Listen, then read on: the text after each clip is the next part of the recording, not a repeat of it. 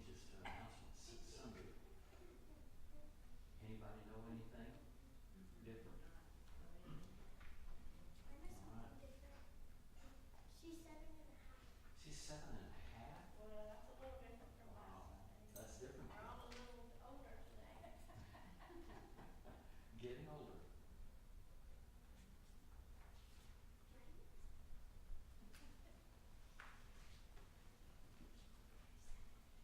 Good Wednesday evening.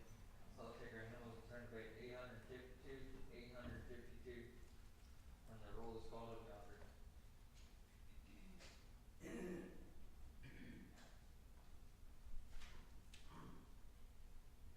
When the trumpet of the Lord shall sound, the time shall be no more, and the morning breaks eternal, bright and fair. When the Savior shall gather over on the other shore, and the roll is called up yonder, I'll be there.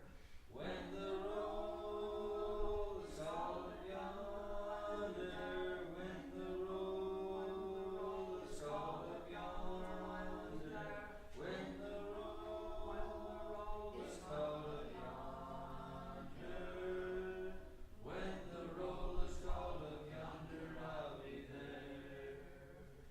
Let us labor for the Master from the dawn to setting sun. Let us talk of all His wondrous love and care. Then when all the black is over and our work on earth is done, and the roll is called up yonder, I'll be there. When the roll is called up yonder, when the roll is called up yonder, when the roll is called up yonder, when the roll is called up yonder, I'll be there.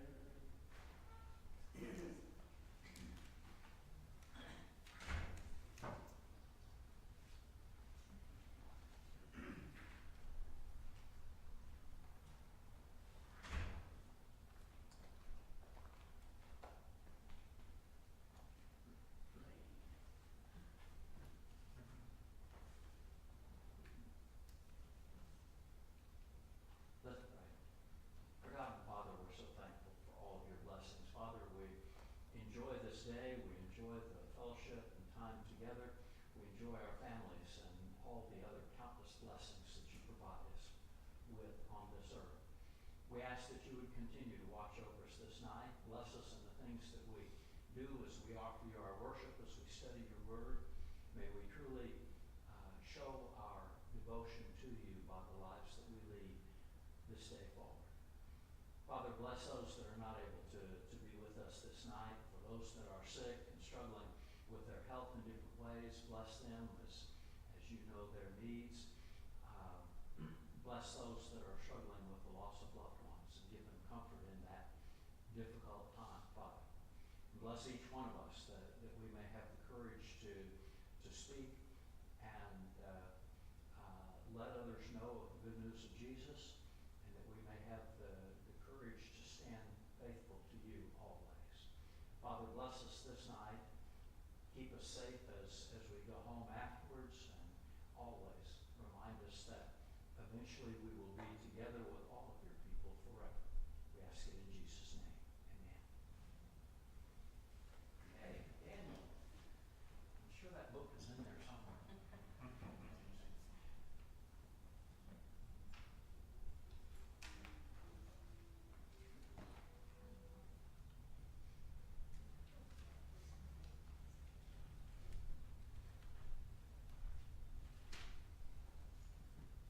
Got one? Yes, sir.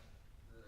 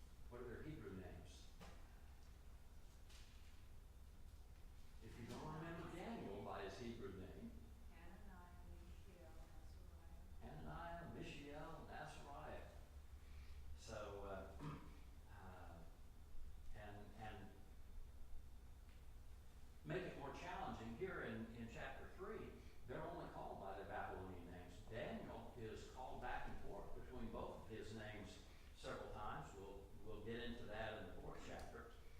But Hananiah, Mishael, and Azariah have refused to bow to the king's image, his statue. Very possibly a victory statue as a result of he's gotten word of his victory over the Jewish people, the destruction of Jerusalem. And since they refused to bow, he's thrown them into the fiery furnace. How hot was that thing? 7 times hotter. So it's 7 times hotter than, a candle or what? What happens to people that throw them in? They die. You gotta imagine, understand that is a really hot fire to cook the people that get these 3 men up close enough to throw them in the fire. And verse 27 really makes a comment. Here's all the government officials gathered there around the king, and when these 3 men come out, the fire had no effect on the bodies of the men. Okay, that part we can kind of understand. Long as Brother Johnny's here, I can pick on him tonight, right? Give somebody else a rest. Yeah. You remember a few months back we had a little fire dropped off the power pole into your yard, and it burned around there, and everybody, all the neighbors out, jumping out and helping stop it. And great. What did you smell like after the fire? Everybody smells like smoke. And it's just, if you've ever lit a bonfire, you will notice, my father had a great saying for this: smoke follows beauty. Because whichever side of this fire you stand on, and whichever way the wind is blowing, if you get on the other side of the fire, the smoke's going to blow straight toward you. I don't know how that happens. Lesson to be a bald-headed brother. That's right. But it's interesting that specifically mentioned that the fire not only didn't burn them, nor the hair of their heads singed, nor were their clothing damaged, or even the smell of fire on them. That's not possible.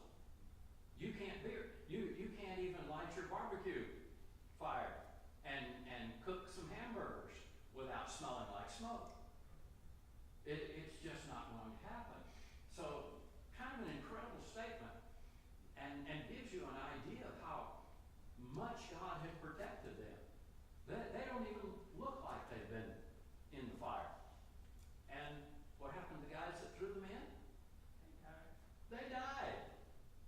So you get the level of, and by the way, that word that gets used throughout Scripture about a miracle, remember, it's not just something exciting that happens in the world. I'm prone to look at a baby, a newborn baby, and find out, you learn how they come into the world, and how in 9 months those things are assembled from just 2 little half cells, and they come out breathing and kicking and screaming and alive. To me, that's really amazing. If I were going to call something a miracle, I think I'd call that a miracle. We've all been in a position where, nearly in a car wreck or something, and it's just a miracle. That's not what the Bible defines as a miracle. A miracle is something so extraordinary outside the laws of nature that it is just beyond, it defies human definition. More so than a baby coming into the world, more so than anything else you can imagine. So, and this is a great example. This is what God defines as a miracle. When Jesus takes a man that has never walked in his life, and he jumps up and runs around and walks and does things, that's a miracle. When Jesus would take someone they were blind and make them see. Many times doctors can do that, provided they have, 6 months worth of surgery and recovery and other things. But none of this happens. And here again, it's something so instantaneous, so incredibly beyond the laws of nature. The just leave, and can you imagine witnessing one of those things? Can you imagine being there when Lazarus walks out of the tomb and they move the stone and, people have been dead for 4 days in that climate. I mean, they smell bad. They warned Jesus, if you move the rock, it's going to smell bad. And then he calls him forth. I wonder if Lazarus even had to take a bath to get rid of the smell. Very possibly not. I mean, the nature of the thing that he has come back from the dead like that seems to imply that this is a complete change from a dead person stinking to a living being again. With the Hebrew children didn't have any smell of smoke on them, so I doubt he had no smell of death on him. Probably not. And that's the really incredible thing here. If they didn't smell like fire, Lazarus probably didn't even smell like death. And that gets you God's definition of that word miracle, how it's used in Scripture. And then begin in verse 28. When Nebuchadnezzar sees this, and do you suppose he went around and checked their clothes just a little bit to see, felt of them, whoa. How on earth did he know that they didn't smell of smoke? Unless he walks around and physically is close enough to them. And Nebuchadnezzar's response is to bless God. Blessed be the God of Shadrach, Meshach, and Abednego, who has sent his, and it's a funny word, it's not really the more common word for angel, but it's some kind of being. What was it that the king had said when he saw the fourth being in there? Like the Son of God. Like one of the gods. This is like one, which is hilarious when you think about it. What were the gods that he worshipped? Little animals, little statues of stone or wood. I mean, he seems to have some concept of, there's apparently something more than just the little idols that we worship. But he doesn't understand it. And now here's something really amazing. And delivered his servants who put their trust in him. They violated the king's command. They yielded up their bodies so as not to serve or worship any god except their own. Here's the amazing part. It's not really their own God. A lot of times people talk, and we talk about it, the God we serve. Is that our God? Yes. But who is God for, really? Whose God is he willing to be? Everyone. You just have to make that choice. And the king obviously realizes that this God is something impressive, something different. And verse 29, he says, therefore, I make a decree. So this is law. Here's a new law. He didn't ask the Senate and the House to vote on it, and he ratify it, and sign it into law. He's the king. He just says, this is the law.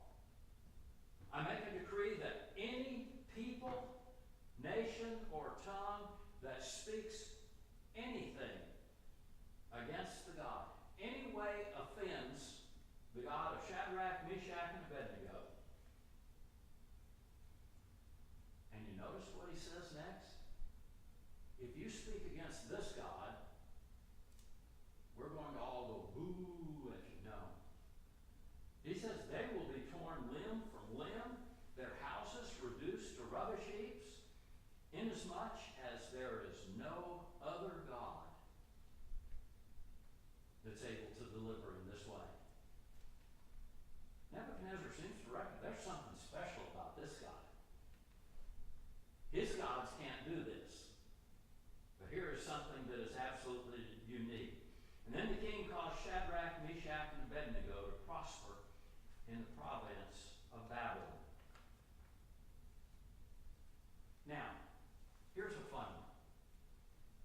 see your Bible ends chapter 3 there and starts chapter 4. Here's the strange one. In the Hebrew Bible, the Aramaic translations, as well as the Hebrew, what we call chapter 4, verse 1, 2, and 3 are part of chapter 3. They represent verses 1, 2, and 3, apparently represent Nebuchadnezzar's speech as he makes this new law. So how come maybe we're right and all of God's people since the time of Daniel were wrong? I'm always a little suspicious of arguments like that. Some modern translator came along and said, well, I think this is part of chapter 4. It never was. So I'm just a little suspicious of that. It seems to be that the writer is telling us Nebuchadnezzar, the king, is making this edict, and he's going to elaborate on it. The king to all the peoples, nations, men of every language that live in all the earth.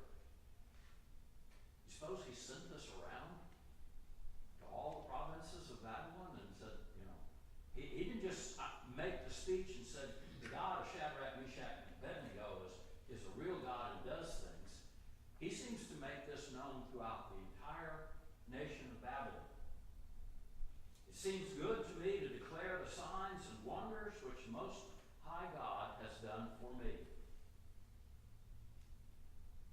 God showed him, and he understands that God showed him who was God. How great are his signs, how mighty are his wonders. His kingdom is an everlasting kingdom, and his dominion is from generation to generation. Okay. Verse 4 is where in Hebrew it begins the next chapter. Okay. Little bit of background. Get us in place.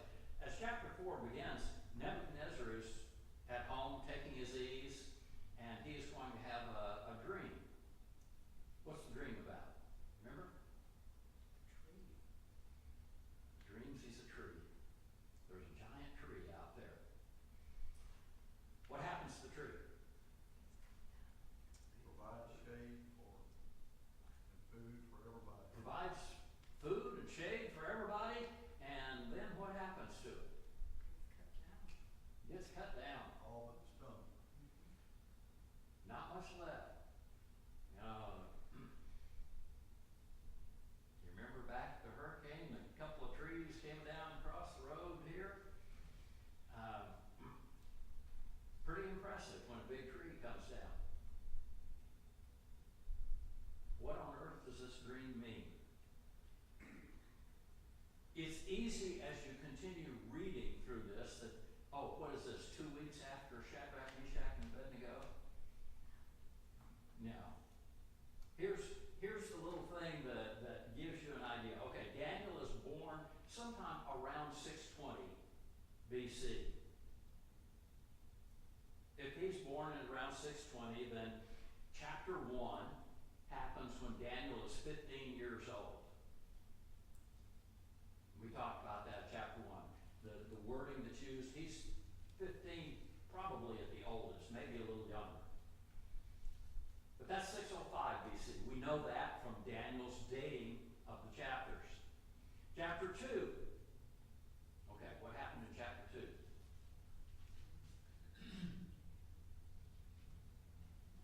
Ooh, y'all are going to have a hard time passing that exam. Daniel interpreted the first dream. Okay, this first dream that the king has. And this is the statue. And this happens about the time that they have had their 3 years of training. So chapter 2, Daniel is about 18 years of age at the oldest. 602 BC. And Daniel dates that with his terminology at the beginning of the chapter. Chapter 3, we notice that with Daniel absent and what again the Hebrew and Aram and Septuagint translations of predate the time of Christ, dated the events of chapter 3 there as about the time of the fall of Jerusalem. That puts Daniel and his three friends in their mid-30s. That's 586 BC is when Jerusalem falls. So if chapter 3, you see how the time has progressed. And it's a lot more than we realize. Now, chapter 4, well, how do we know what? Well, we know from chapter 4 that the king, what happens to the king? What does he end up doing at the end of the chapter or middle of the chapter? He goes crazy. He goes out and lives like a cow, like a cattle in the field. His nails grow long. He runs around on all fours. He eats grass. Probably not something you want to volunteer to do, is it? Why? You remember what happened? Why is he doing this? Why is God doing this to him? Show who's boss. He has forgotten everything that he learned some 15 years earlier. The God of Daniel, the God of Hananiah, Mishael, Azariah, this is the real God. And now he's going to, in chapter 4, be running around, I'm so wonderful. Now, you have to understand that a lot of kings are worshipped, especially historically, worshipped as gods. Do you remember a famous king in Moses' day that was worshipped as a god? And boy, does he have trouble with all of his gods around him. He even loses his firstborn son. Pharaoh is not a god in spite of what he thinks. And the same thing is true of Nebuchadnezzar. And God's going to give him one more chance to learn that lesson. So he has really, over a period of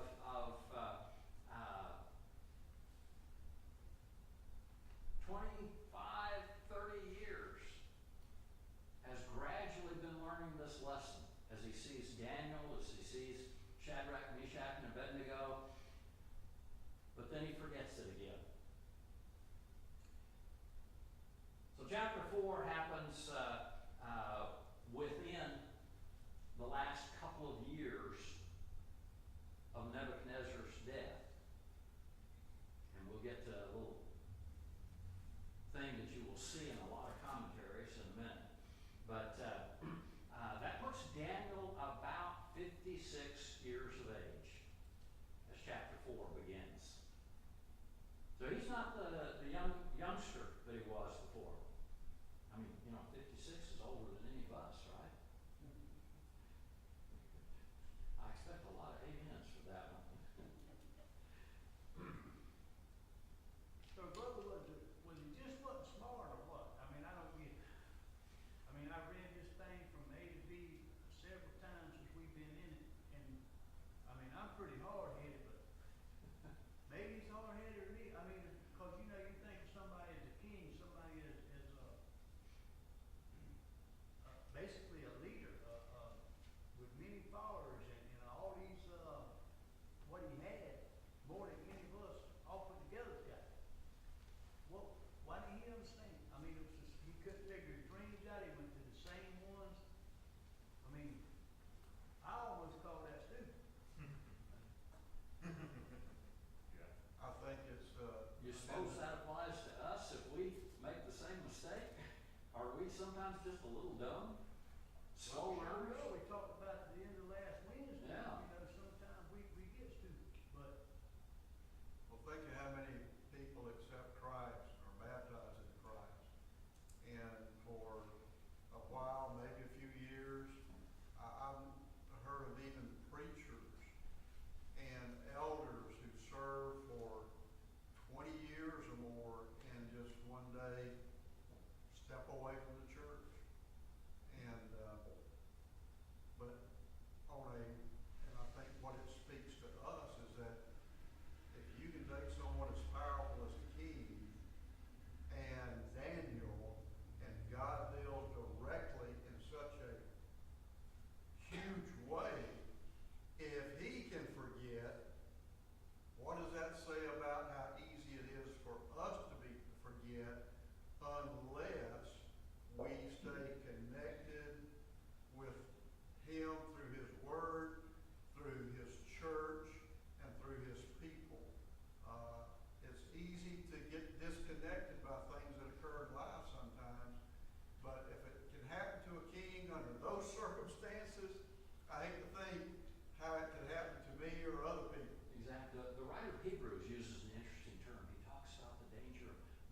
drifting away.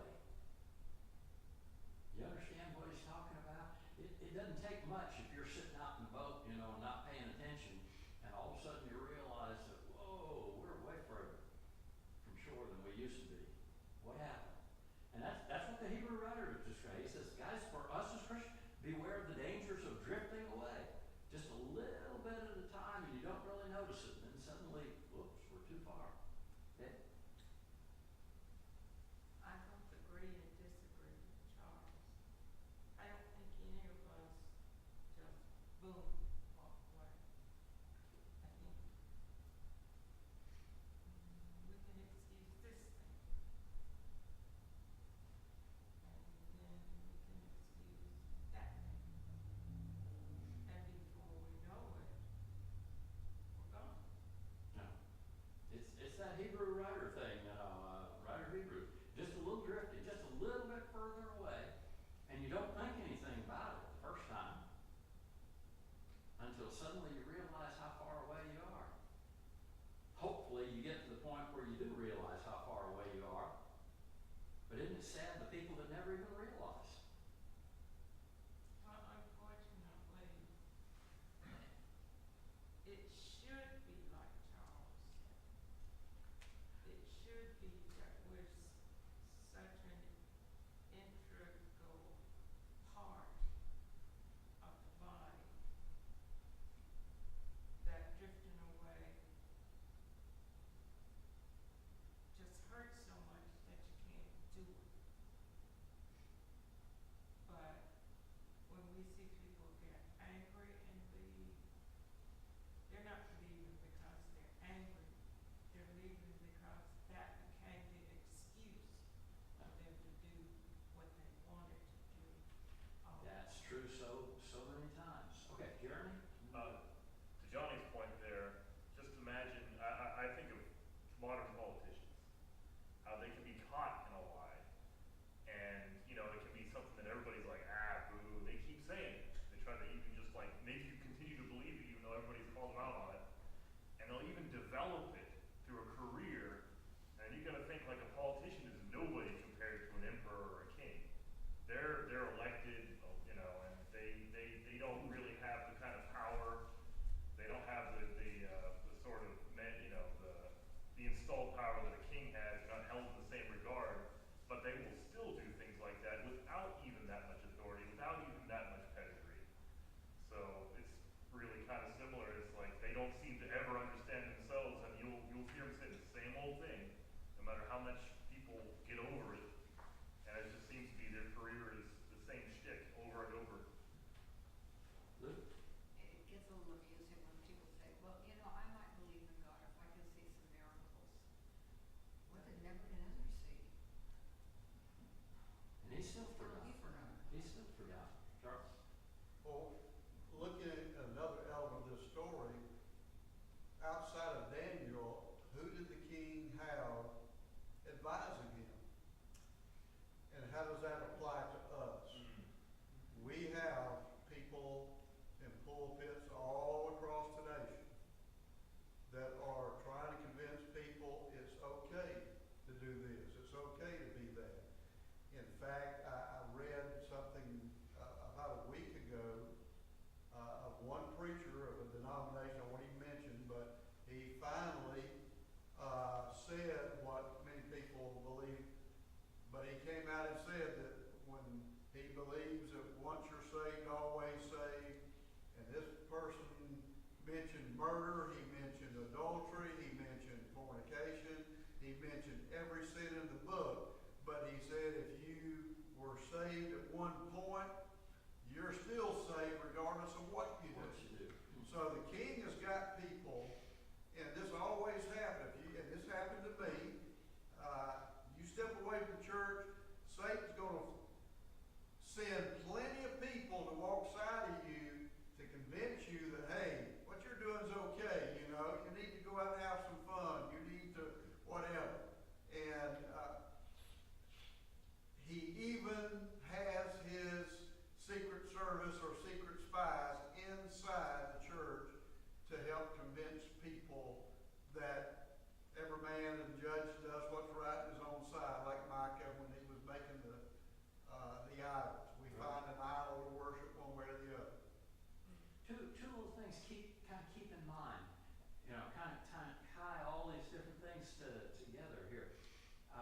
it's easy. And a lot of it is the influence that we allow on our lives. Who do we listen to? And oh yeah, it's real easy to say, well, I listened to the Lord and I just didn't like what he said. You know, okay, well, be sure and explain that to him the judgment day. I don't think you want to do that, but go ahead. The other one is we hear so much from the world trying to drag us away.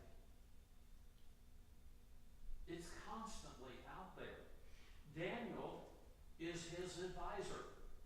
Shadrach, Meshach, and Abednego for 25, 30 years now. But they're not the only ones that he has as advisors. And watch how it develops here and see how this all ties in. I, Nebuchadnezzar, was at ease in my house, flourishing in my palace, and I saw a dream.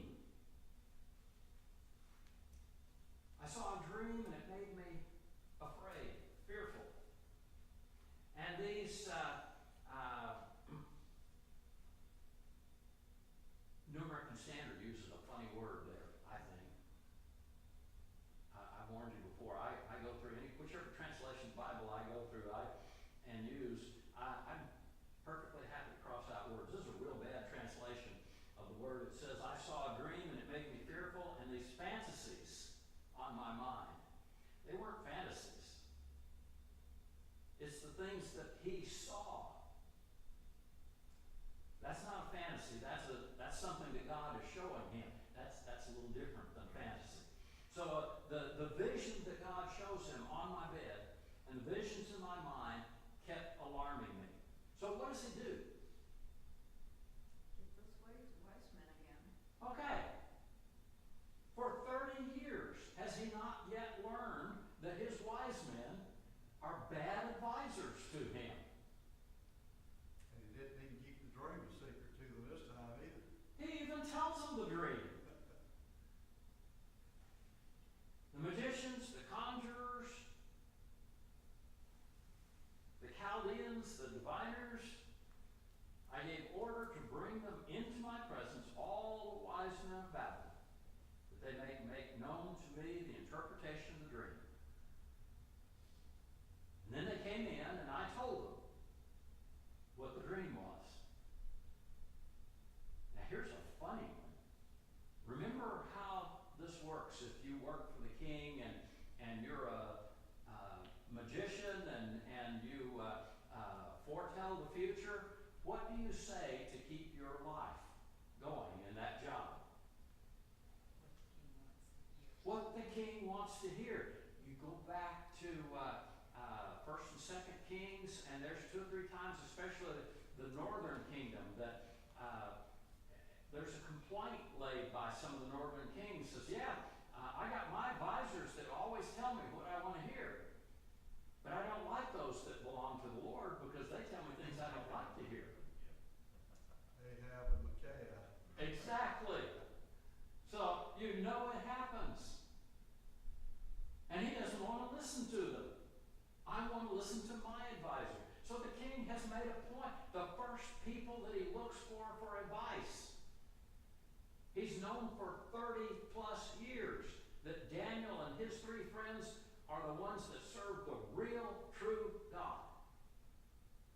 And the first place he goes for advice about this is where? To the people that tell him what he wants to hear. To the people, and they can't even tell him what he wants to hear. You see the hand, you suppose God's messing with their minds? No, I think they just don't want to hear. How hard is it to just make up something that the king wants to hear? It's, oh yeah, this is a wonderful dream, king, and it proves that your enemies will all die and fall down before you. And make up something. That's what they've been doing for the whole time that Nebuchadnezzar has been king. That's how they work. How many times does it take? I mean, that's what I just don't get it. I mean, if I'd have been there and seen all what he's seen, then I think I would have been smart. Maybe I wouldn't have been. I don't know. I think I should be smarter sometimes than I am anyhow, but I'm pretty simple. How many times does it take? I mean, when you read boom, he's out. Go through the history of the Jewish people. How many times do they have to turn away from God and lose everything before they're finally going to learn that only if you follow the real God do things work out? And it took them 2,000 years of making the same mistake over and over again. And I thought I was hard-headed, and I am. But boy, sometimes you wonder about that, don't you?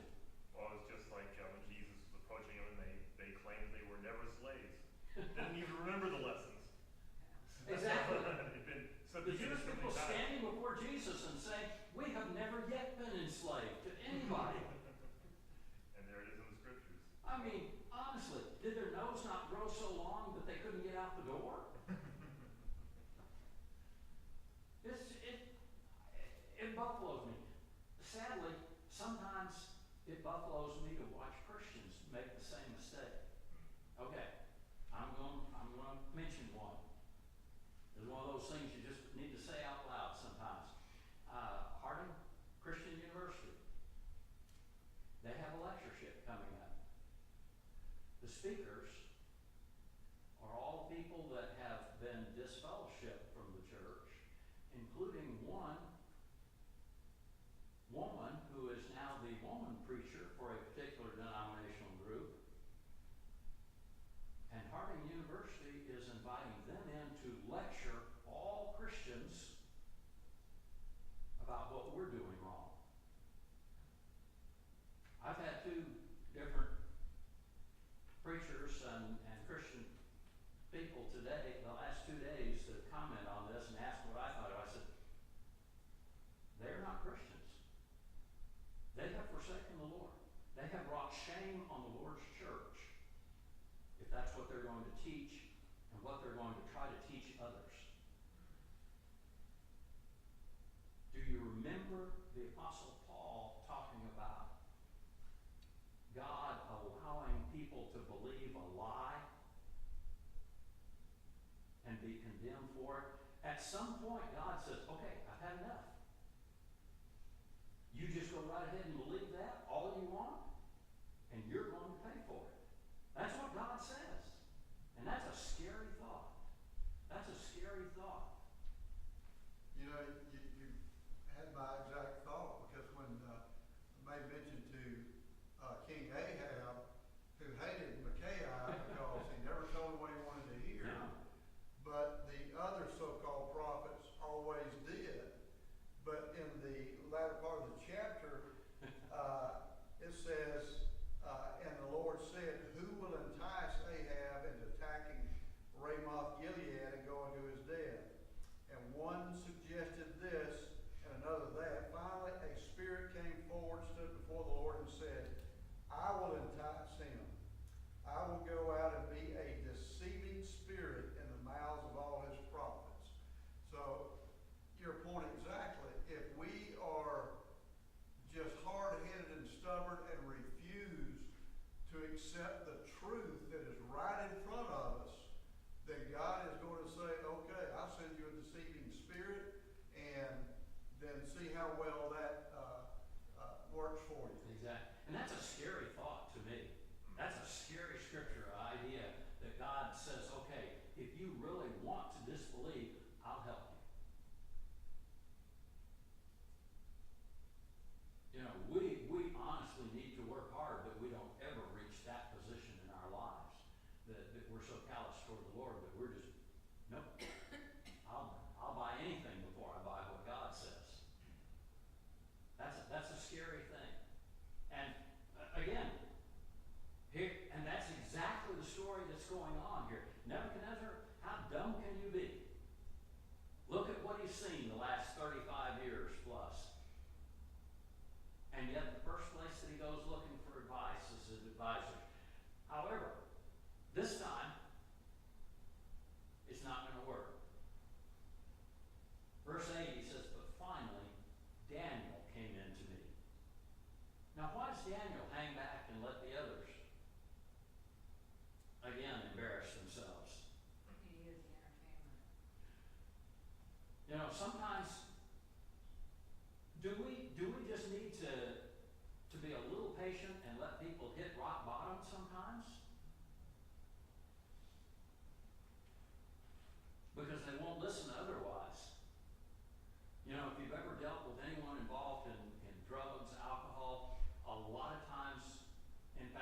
Most counselors will tell you the most important thing is they have got to reach a point in their lives where it's so bad they want to change. If they don't want to change, you're not going to make a difference. And Daniel steps back and says, okay. Do you suppose Daniel had talked to the king any? I mean, he's the number one advisor that the king keeps admiring as the one that's his real advisor that tells him the truth and knows the real God. And he brags about him every time. In the last 30 years, has Daniel ever said to him, hey, king, you need to do the right thing here? I suspect Daniel has more than once encouraged him to do the right thing. And now it's going to come home. Finally, Daniel came into me, whose name is Belteshazzar. And notice how he states this. This is the king. Here's the interesting part. Who is writing this chapter 4? This is Nebuchadnezzar. Okay, remind me what the New Testament says about all the scriptures are written by whom? Inspired holy men of God. How come Nebuchadnezzar's writing these things? He's an inspired holy man of God. Well, not at the time this was happening, but he will be. He will be. Isn't it? What kind of a man was Paul when he was going around killing Christians? Not a very nice one. Nothing inspired and holy about him. But he was committed. He was committed, and he brags about it. I've lived in all good conscience before God. There's one of those things, we preachers sometimes remind us, ourselves and everybody else, is having a good conscience all that it takes? Or does it take actually doing what God says?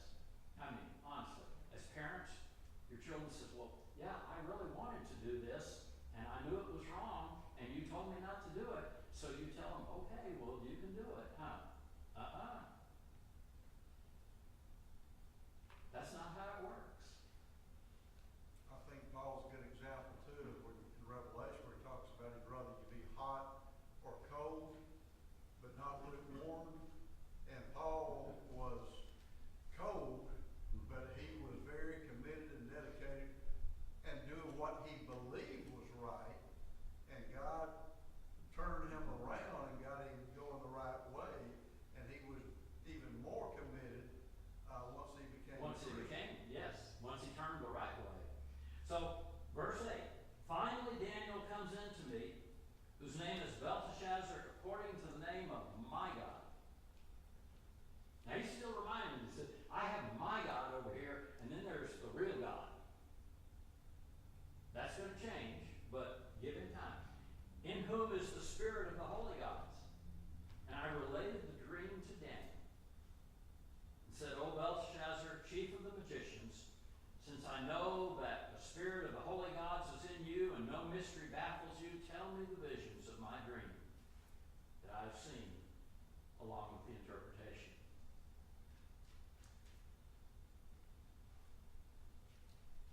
So the king relates his dream. These were the visions in my mind as I lay on my bed. I was looking, behold, there was a tree in the midst of the earth. The height was great. The tree grew large and became strong, and its height reached up to the sky. It was visible to the end of the whole earth. The foliage was beautiful, the fruit was abundant, and it was food for all. The beasts of the field found shade under it. The birds of the sky dwelt in its branches, and all living creatures fed themselves from it. I was looking in visions in my mind as I lay on my bed, and behold,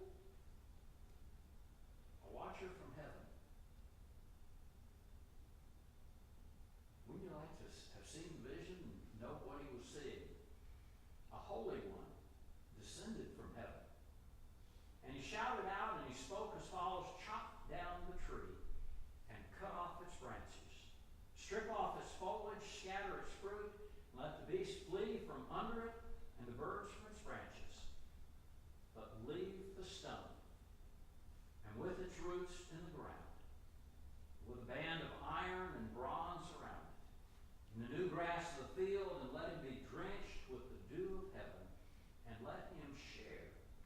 beasts and the grass of the earth.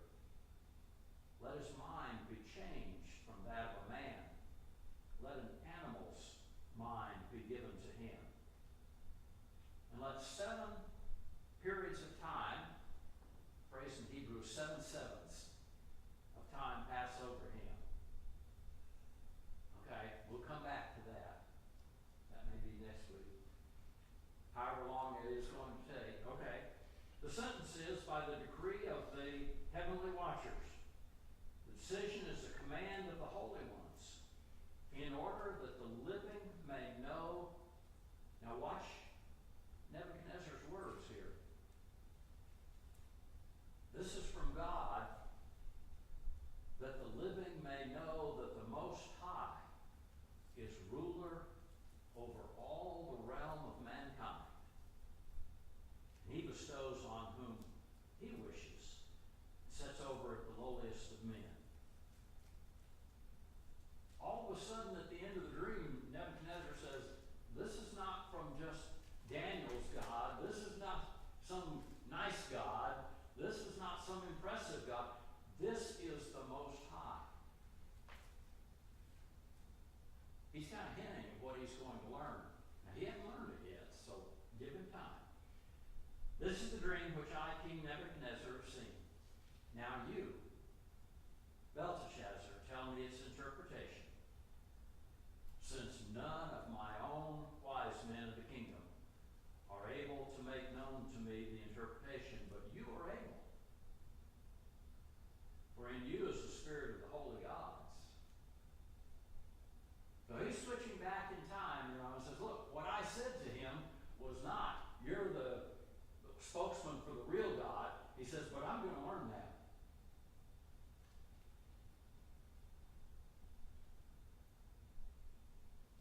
Then Daniel, whose name is Belteshazzar, was appalled for a while at the thoughts that alarmed him. Daniel knows what it means. He just doesn't want to tell the king. Now, is Daniel afraid that he'll lose his head if he tells the king something he doesn't want? That's not Daniel's worry, is it? Daniel apparently has been close to this man for many years, and he seems to have a certain amount of respect for him. Maybe he sees the potential to eventually teach him. You ever deal with somebody like that? I think we might eventually convert them, but it's going to be slow going. I suspect that's kind of some of Daniel's thoughts. He's alarmed at what he knows this means. And the king responded and said, Belteshazzar, do not let the dream or its interpretation alarm you. Daniel's reply, Belteshazzar's reply, my lord, if only the dream applied to those that hate you. I really don't want to tell you what this means. I really wish it applied to your enemies.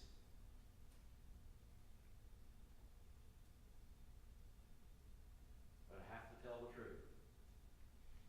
It's really difficult to watch somebody you truly love go astray. That's all. And I think probably every one of us in here deal with people, family, friends, that we know they're not doing the right thing.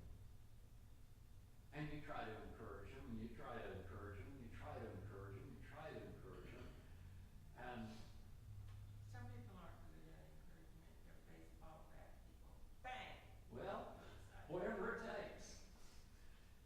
And the hardest, honestly, one of the hardest things in the world is when something really bad happens to them, say, well, see there, I told you so. Probably not the best thing to tell them, is it? Probably shit that wrong. I think it's hard for all of us. If we really care, by the way, go back and read Paul's letters. He had a hard time. Read the letter to the Galatians. Paul had a hard time not saying, okay, baseball bat between the eyes to get your attention.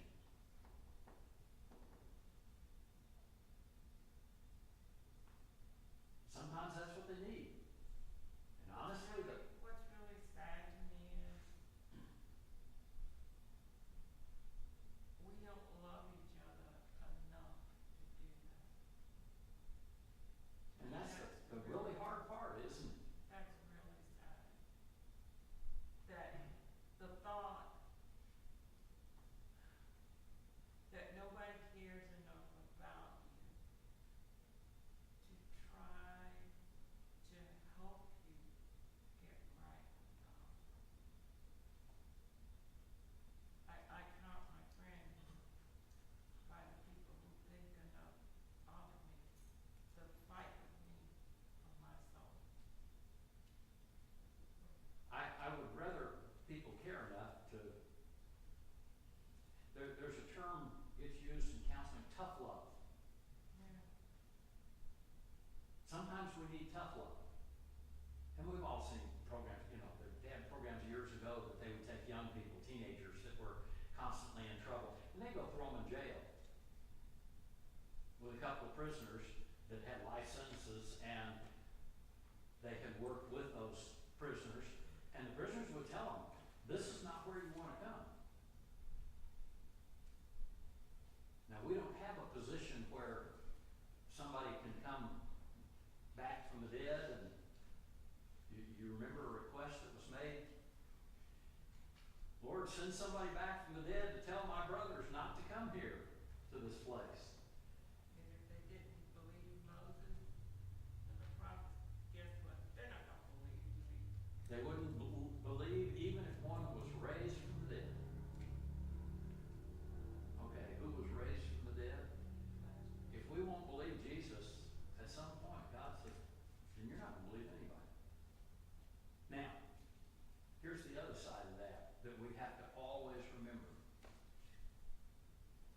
Who can make that determination that, nope, there's no hope for those people, and I'll quit trying? Oh, God. Only the judge. That's above our pay grade. We're not entitled to make the decision that, okay, we can tell them, if you keep doing what you're doing, you're going to hell. We get to the point where we don't know what to do anymore with them or for them. Exactly. But the best thing in the world to do is keep trying, because here's a guy that for well on 40 years goes from being after 40 years of not figuring out who's the real God, will eventually. But we're out of time, so we won't know how it ends until next week, will we? Amazing how that always works out that way. It's a good reminder to us. Never give up. As long as there's life, as long as there's an opportunity to talk to somebody, talk to them. Sometimes, we said, sometimes you catch more flies with honey than with vinegar. You can be nice about it. You don't always have to tell them. Say, okay. And isn't it easy to just go out and tell everybody in the world, hey, you're going to hell, ha ha ha.